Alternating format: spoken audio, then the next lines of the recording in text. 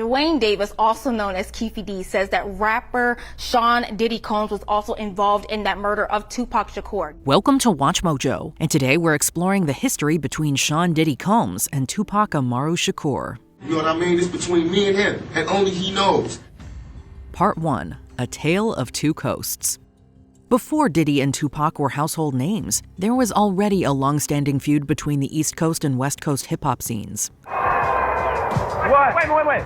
The East Coast don't love Dr. Dre and Snoop Dogg and Death Row? Hip-hop can be traced back to the early 70s when it emerged from block parties in the Bronx. With the music genre rooted in New York, the East Coast scene prided itself on being the top dog. Cause I don't like to dream about getting paid, so I dig into the books of the rhymes that I made. As the 80s transitioned to the 90s, though, the West Coast started to find its voice, becoming a formidable contender to the East Coast's crown. Well, if it's good enough to give up a proper chunk, I take a small piece of some of that funky stuff. Despite this growing rivalry, some called for unity. Near the turn of the decade, songs like Stop the Violence came from the East Coast, while the West Coast echoed with We're All in the Same Gang. I'm not trying to tell you what to do. You have your own freedom of choice who to listen to. Tensions began to escalate in 1991 when Suge Knight, Dr. Dre, Dick Griffey, and D.O.C. founded the West Coast label Death Row Records. You can work all your life and get a little bit of money, or you can be a businessman, an entrepreneur, and be your own boss. With hit albums like The Chronic and Doggy Style, the West Coast was gaining the respect it had sought for so long. As the West Coast reached a turning point, so did the East Coast, as Sean Puffy Combs founded Bad Boy Records. I didn't want to just make records, I didn't want to just make money. I wanted to make history. Having recently been fired from Uptown Records, the artist who would soon be known as Diddy established himself as a music mogul, bringing on talent like Christopher Biggie Smalls Wallace, aka the Notorious B.I.G.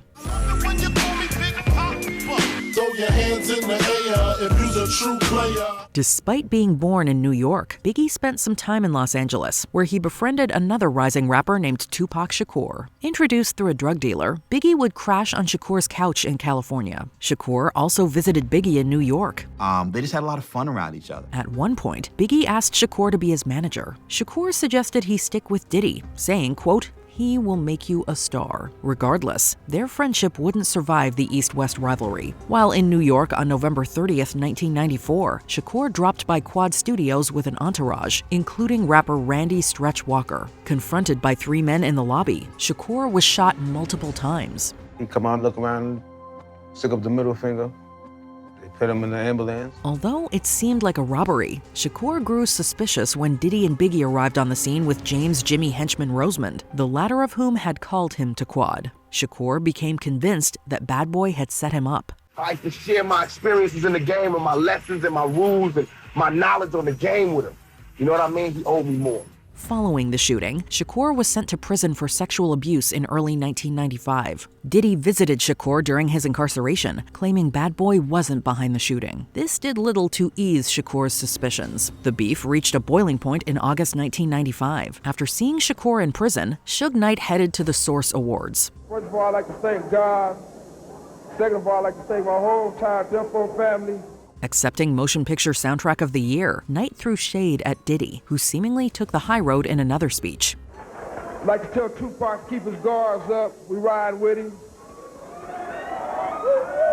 Only a month after Knight received boos at the Source Awards, his friend Jai Big Jake Robles was murdered while leaving a birthday party. Knight blamed Diddy, who was also in attendance. After Knight secured his release from Rikers Island, Shakur officially joined the Death Row family. It's West Side, so you know the road will bow down to no man. Part 2. Changes. Whether or not Bad Boy was behind Shakur's shooting, he was now the enemy. Shakur fired lyrical shots at Diddy, Biggie, and Bad Boy with his diss track Hit 'Em Up.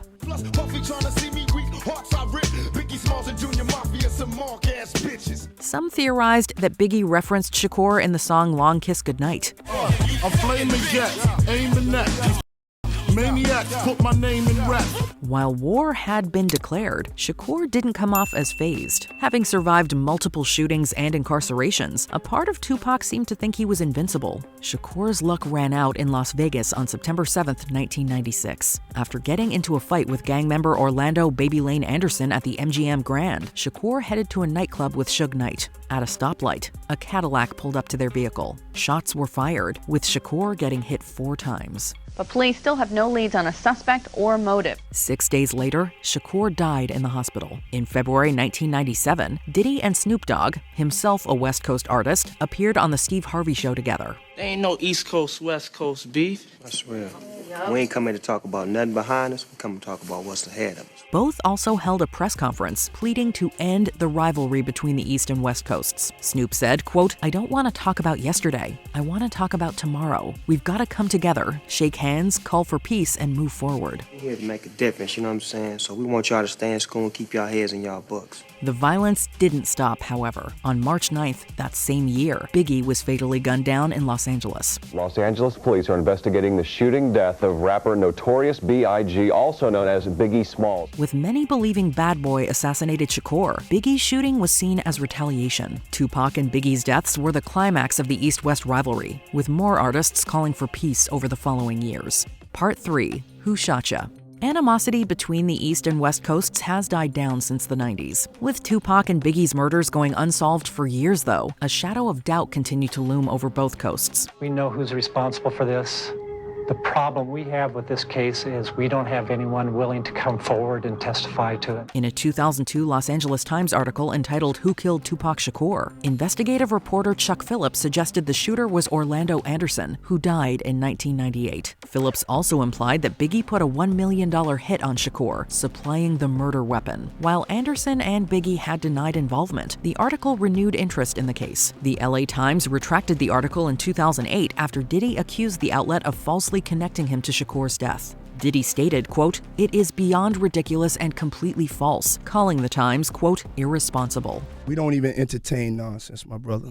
So we're not even going to go there, with all due respect. Phillips nonetheless stood by his statements until his death in January 2024. A year before Phillips' passing, the authorities seemingly reached a breakthrough in Shakur's murder. It has often been said, justice delayed is justice denied. It's a quote we hear often and for many, many years. On September 29, 2023, the Las Vegas police arrested Dwayne "Keefe D. Davis, Anderson's uncle.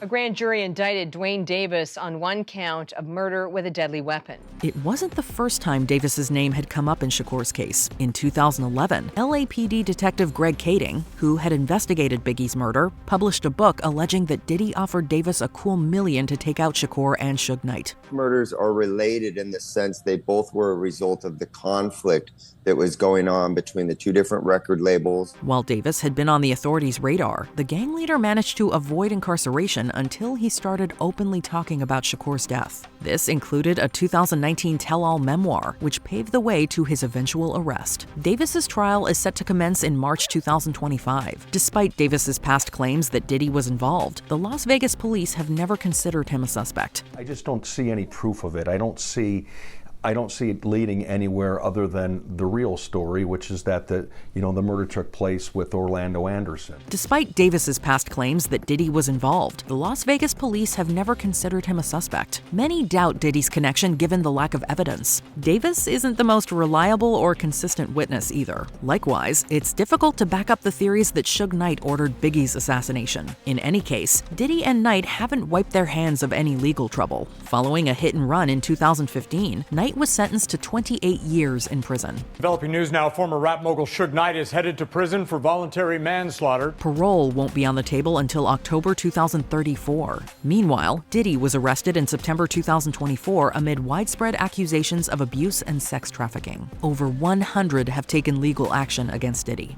A year ago, Sean Combs stood in Times Square and was handed a key to New York City.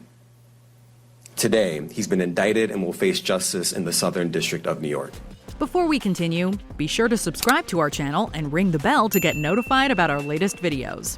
You have the option to be notified for occasional videos or all of them. If you're on your phone, make sure you go into your settings and switch on notifications.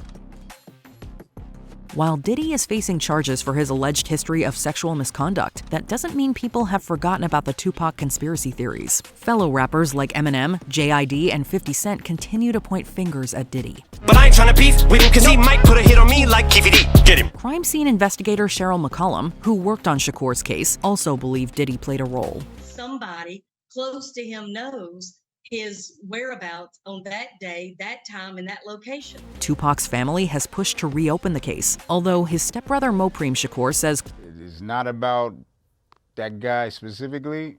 It's about justice for my brother. That said, Mopreme doubted Diddy was, quote, 100% honest when he denied involvement. Whatever future investigations uncover, Diddy survived longer than Tupac or Biggie. In this business, though, sometimes you either die a legend or live long enough to see yourself become the villain. What's one misconception about you? There are no misconceptions about me. What are your thoughts on Diddy and Tupac's history? Let us know in the comments. We wouldn't even get into nonsense like that. You know what I'm saying?